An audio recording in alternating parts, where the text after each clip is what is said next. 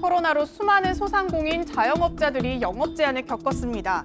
지난 2년간 피해액만 54조 원에 달합니다. 온전한 피해 회복을 공언한 윤석열 대통령, 이 약속 잘 지켜지고 있을까요?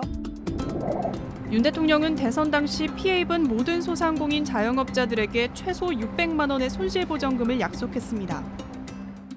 그 많은 피해 중에 현금 300만 원씩 선거 앞두고 나눠준다고 생색내는 이런 정치 다시는 경험하고 싶지 않죠, 여러분.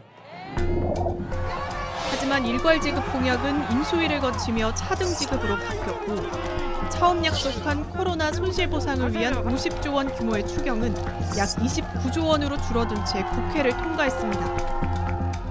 예산 대부분이 손실보전금으로 쓰였는데 지난 5월부터 최근까지 대부분이 지급됐습니다. 문제는 애매한 기준 탓에 사각지대에 놓인 사람들입니다. 마사지 가게를 운영했던 정순주 씨.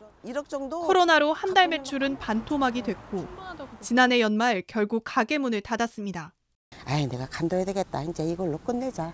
여기서 더 이상 뭐 했다가는 미술 지면 안 되겠다. 하지만 정 씨는 지급 기준일인 지난해 12월 30일보다 열흘 일찍 폐업하는 바람에 손실보전금을 받지 못했습니다. 너무 억울하죠. 대선 공약대로 이거 나오겠구나. 그리고 4년 전 3D 프린터 제작업체를 창업한 최진영 씨. 코로나 직후 계약이 줄줄이 취소되면서 직격탄을 맞았습니다.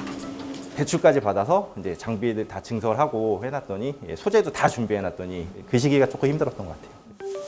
지난 2020년 6개월간 매출은 1,004만 원.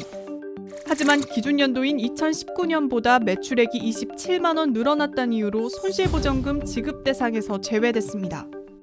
매출을 늘리기 위해서 아까 말씀드린 직원도 새로 고용을 했고 매출이 하락을 넘어서 사실 결손이었죠.